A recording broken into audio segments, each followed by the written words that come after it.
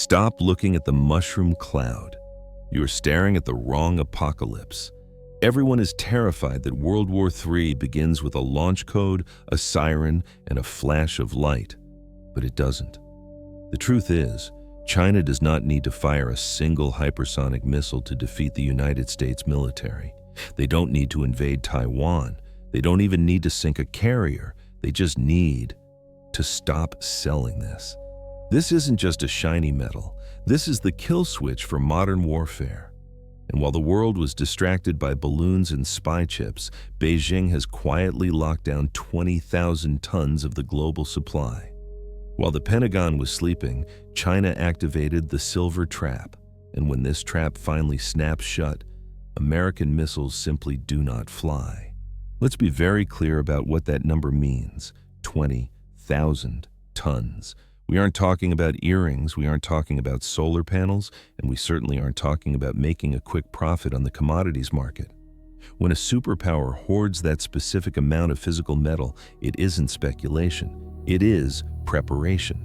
It is a siege weapon disguised as a commodity. To understand the magnitude of this threat, you have to look at the terrifying asymmetry between the two players. Once upon a time, the United States was the Saudi Arabia of silver. We held the largest strategic stockpile in human history, over 3 billion ounces sitting in treasury vaults. It was our insurance policy for total war. It was the physical guarantee that our industry could function even if the world burned. But then, we got arrogant. We looked at that mountain of silver and called it a relic, so we sold it. We sold it to mint coins, we sold it to balance budgets, we auctioned off our national security to the lowest bidder. As of today, the U.S. national defense stockpile of silver is effectively zero. The cupboard is bare. We are naked. But while we were selling our inheritance, China was doing the exact opposite. They were waiting. And then they started buying. They have spent the last 2 decades vacuuming up the physical supply that we threw away. But here's the detail that Wall Street is completely missing, the detail that should keep every military planner awake at night. China isn't just buying silver. They are currently paying more for it than anyone else on Earth. Why? Why would Beijing willingly pay a massive premium above the world price just to get the physical metal onto their shores immediately? The answer lies in a specific, ignored data point from the Shanghai Gold Exchange, a smoking gun that proves this is a coordinated economic attack. And I'm going to show you that chart in just a moment. I want you to visualize a Tomahawk cruise missile. It is 18 feet of terrifying engineering. It flies at 550 miles per hour, hugging the terrain, capable of striking a target 1,000 miles away with surgical precision. It is the absolute tip of the spear for the United States military. When you look at that missile, you see steel, you see high explosives, you see jet fuel, but you are missing the most important component. Buried deep inside the guidance system, woven into the wiring, and stacked inside the specialized batteries, there is roughly 15 kilograms of pure silver. Why silver? Why not copper? Why not aluminum? Because in the physics of war, silver is not a precious metal, it is a strategic necessity. Silver is the single best conductor of electricity and heat in the known universe. There is no second place. In a consumer toaster, copper is fine. If the wire gets a little hot, or if the signal is a little fuzzy, nobody dies.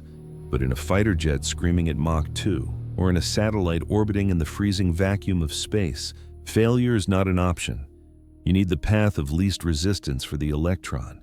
You need a metal that doesn't spark, a metal that doesn't corrode, a metal that creates the most reliable contact known to man. That metal is silver. Look at the inventory of a modern army.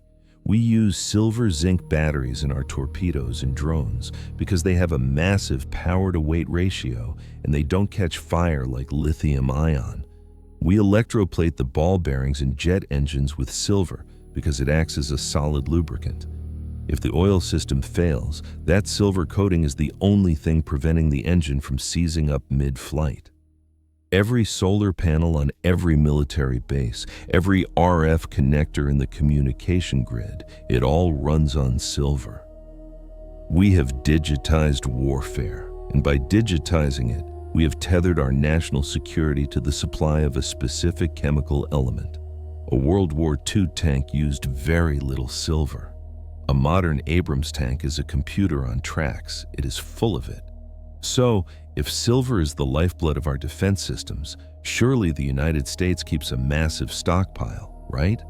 Surely somewhere under a mountain in Colorado, there are billions of ounces waiting for a crisis? Once upon a time, yes. In the 1940s and 50s, the United States understood this reality. We held over 3 billion ounces of silver. It was a strategic asset, guarded just like our gold. We kept it for the Manhattan Project. We kept it because we knew that in a global conflict, supply lines break. But then we got arrogant. In the 1960s, we removed silver from our coins. The government looked at that massive hoard of 3 billion ounces and said, "We don't need this anymore. Money is digital. War is nuclear. Silver is a relic." So they started selling. For 30 years, the US government dumped silver onto the market to suppress the price. They held auctions. They used it to mint commemorative coins. They effectively subsidized the world's electronics industry by flooding the market with America's inheritance. By the early 2000s, the Defense Logistics Agency reported that the national defense stockpile of silver was effectively zero. They sold the last bars. They closed the vault. Today, the United States government owns virtually no silver. When Raytheon needs silver for a missile, they have to go to a commercial bank and buy it. We went from being the masters of the market to being a beggar on the street. We have built a military machine that assumes infinite supply, but we are operating in a world of finite scarcity. We adopted the corporate strategy of just-in-time delivery for our national defense. We assumed that if we needed metal, we could just issue a purchase order and it would arrive in 2 days. That works in peacetime. It works when trade routes are open. But if a war starts tomorrow and the supply lines from Mexico and Peru are cut, the factory lines at Lockheed Martin stop. We are a hollow giant. While the United States was busy emptying its vaults, China was watching. They saw our vulnerability and they designed a strategy to exploit it. Military analysts call it the anaconda strategy. You don't fight the enemy directly. You don't shoot at him. You simply wrap yourself around his supply lines and squeeze until he suffocates. China knows they cannot defeat the US Navy in a direct confrontation today, but they don't have to. They just need to control the atoms required to build the ships. And this brings us to the smoking gun, the evidence that this squeeze is happening right now. It is found in the data coming out of the Shanghai Gold Exchange, or SGE. To understand why this data is so terrifying, you have to understand the difference between West and East. In the West, in London and New York, the silver market is a casino. It is a paper market. Traders at the COMEX swap futures contracts back and forth. Billions of ounces are traded every day, but almost no physical metal ever moves. It's a game of musical chairs played with digital receipts. The Shanghai Gold Exchange is different. It is a physical market. When you buy silver on the SGE, you are almost always taking delivery. You're taking the metal out of the vault and moving it into a factory, a bunker, or a state reserve. And for the last 3 years, the withdrawal numbers from the SGE have been bleeding the world dry. We are seeing thousands of tons of silver being withdrawn from Shanghai vaults. This is metal that is leaving the financial system and disappearing into the dark. It isn't coming back. This is not day trading. This is accumulation. The turnover velocity of silver inventories in Shanghai is nearly 40 times higher than in the West. They are stripping the shelves bare. But how are they doing it? How does China drain the silver from the West without sending an army? They use a weapon called arbitrage. If you look closely at the price of silver, you will notice a strange anomaly. For months, silver has been trading significantly higher in Shanghai than in London or New York. This is called a premium. It's often 7, 8, sometimes 10% higher. This price gap acts like a massive vacuum cleaner. Think about it. If you are a global bullion bank or a mining company in Mexico and you have 1,000 bars of silver, where are you going to sell them? Do you sell them in London for $25? Or do you ship them to Shanghai and sell them for $28? You send them to Shanghai. Money flows to where it is treated best. By keeping the internal price of silver higher than the world price, Beijing has created an irresistible gravitational pull.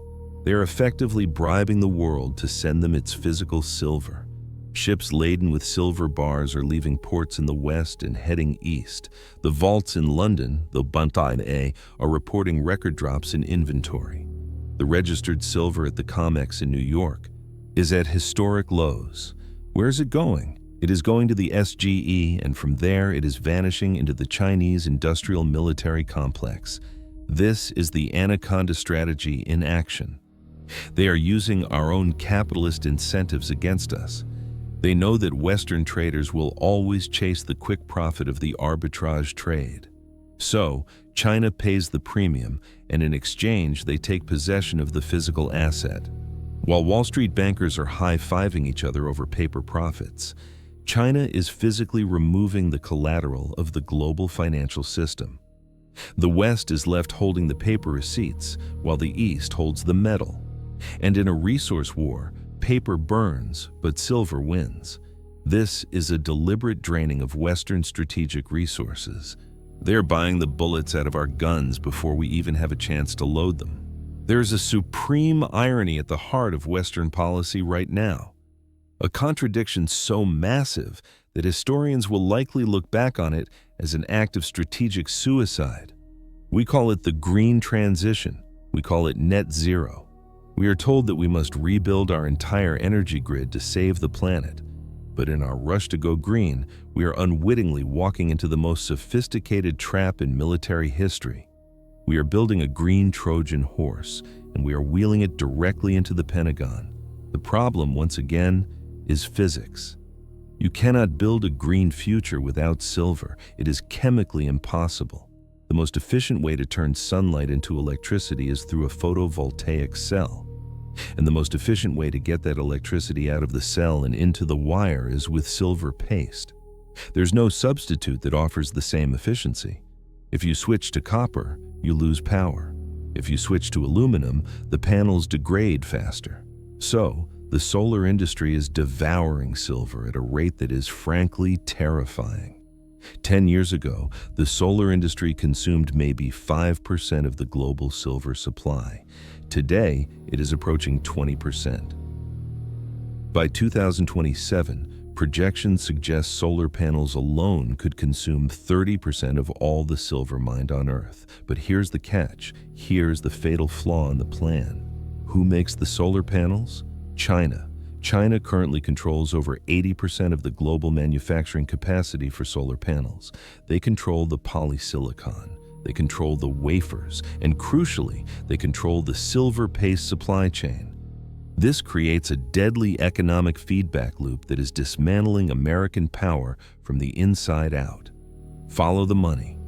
The United States government prints billions of dollars to subsidize green energy. American consumers and tax credits take those dollars and buy solar panels. Where are those panels made? China. So, the dollars flow to Beijing. And what does Beijing do with those dollars? As we just saw in the Shanghai Gold Exchange data, they turn around and use that cash to buy up the world's physical silver reserves. We are literally funding our own resource starvation. Every time we install a solar farm in Arizona, we are sending capital to China that allows them to bid the price of silver higher, making it more expensive and more difficult for Raytheon to build a cruise missile. We are cannibalizing our defense industrial base to feed our green energy ambitions. The West views the energy transition as a moral crusade. China views it as a geopolitical lever. They know that as long as we are obsessed with net zero, We will be desperate for their exports. We will be dependent on their supply chains. And we will willingly hand over our silver supply to them in exchange for glass panels. We are trading a strategic metal, essential for sovereignty, for a consumer product. Think about the vulnerability this creates. If tensions rise, China doesn't have to bomb our power plants. They just stop sending the replacement parts. They stop sending the silver paste. The United States is currently trying to reshore this industry. We are trying to build solar factories in Georgia and Texas, but a factory is useless without the raw material. You can build the building, you can hire the workers, but if the silver is sitting in a vault in Shanghai, you are not manufacturing anything. We have allowed our adversary to become the gatekeeper of our energy future and our military readiness simultaneously, and they are using the profits from one to destroy the other. Now let's take all of this, the empty US vaults, the Chinese hoarding, the solar consumption, and run the simulation. Let's look at the kill switch. This is not a prediction of what might happen in 50 years. This is a war game of what could happen next Tuesday. Imagine the conflict in the Taiwan Strait goes hot. It doesn't even have to be a full invasion. It could be a quarantine, a blockade. The United States responds with sanctions. We cut China off from the SWIFT banking system. How does Beijing retaliate? They don't need to fire a shot. They simply issue a one-page directive from the Ministry of Commerce. The export of silver, silver paste, and silver-containing electronic components is hereby prohibited in the interest of national security. Overnight, the global supply chain snaps. In the United States, the panic would be instantaneous. The supply of industrial silver would evaporate within weeks. So, what does the US government do? They don't ask nicely. They reach for a law from the Cold War era called the Defense Production Act of 1950. This is the nuclear option for the economy. The president signs an executive order declaring silver a scarce and critical material. This triggers a process called allocation. It means the government effectively seizes control of the domestic supply chain. They send federal agents to the few remaining refineries in North America. They send letters to the mining companies in Nevada and Idaho. The order is simple. You will fulfill government contracts first. All other customers are canceled. This is the moment the civilian lockout begins. Suddenly, Lockheed Martin and General Dynamics are the only ones allowed to buy refined silver. They need it for the Tomahawk missiles. They need it for the guidance chips. They have the DX priority rating, the highest national priority. But where does that leave everyone else? Where does that leave Apple? They need silver for iPhones. Where does that leave Tesla? They need silver for contacts and EVs. Where does that leave the medical device manufacturers? And most importantly, where does that leave you? This is the scenario that destroys the civilian market. You go to your favorite bullion dealer's website. The page loads. The price of silver might still show $50 an ounce on the ticker tape at the bottom of the screen, but every single product will say, out of stock. You call the dealer. They tell you they can't get product. You check eBay. The only silver available is being sold by private individuals, and they aren't asking for $50. They're asking for $150 or $200. This is what we call unobtainium. The price on the screen becomes irrelevant because you cannot transact at that price. The paper market, the fake market of futures contracts, might crash or be suspended. But the real market, the street price for physical metal, will decouple completely. We saw a preview of this with nickel in 2022. The market broke, exchanges canceled trades. Now imagine that happening to a metal that is essential for every single electronic device in your home and every weapon in the US arsenal. In this scenario, silver is not just an investment, it becomes a controlled substance. The government will prioritize the missile over your portfolio. They will prioritize the satellite over your electric car, and they will certainly prioritize their strategic reserve over your desire to own a silver coin. When the kill switch is flipped, the window to acquire this asset doesn't just close, it is nailed shut by federal law. The silver you hold in your hand is the only silver you will ever own, and China knows this. That is why they are taking it all off the table right now, while the window is still open. This brings us to the final, inevitable conclusion of the silver trap. The restocking event. The United States government will not simply accept defeat. They will not stop building missiles, grounding jets, or silencing satellites just because they ran out of metal. They will do what empires always do when they are cornered. They will print money and they will buy the resource. We estimate the Department of Defense needs to acquire at least 500 million ounces to establish a safe strategic buffer. That is more than half of the world's annual mining production. And this creates a phenomenon known as the infinite bid. Think about it. As an investor, you have a budget. If silver goes to $100 an ounce, you might stop buying. You might say it's too expensive, but the Pentagon, they are a price-inelastic buyer. If Raytheon tells the general that the silver for the guidance chip now costs $500, the general does not cancel the missile. He calls the Treasury. The Treasury issues a bond. The Fed prints the cash. The check clears. When a buyer with infinite dollars chases an asset with finite supply, there is no mathematical ceiling on the price. The government will pay any number to survive. Right now, you have a rare window of opportunity. You're standing in the middle of a silent war between two superpowers, and for a brief moment, you can still buy the very asset they are fighting over. You can still acquire the same strategic metal that China is hoarding and the Pentagon is desperate for. But this window will not stay open forever. Once the restocking begins in earnest, the door will slam shut on the retail investor. Do not wait until the executive order is signed. Do not wait until the sold-out signs appear on every dealer's website. If you want others to understand the gravity of this silent war, share this video. The mainstream media isn't covering this, so the truth depends on you. Check your portfolio today, because in a world of paper promises, only the metal is real.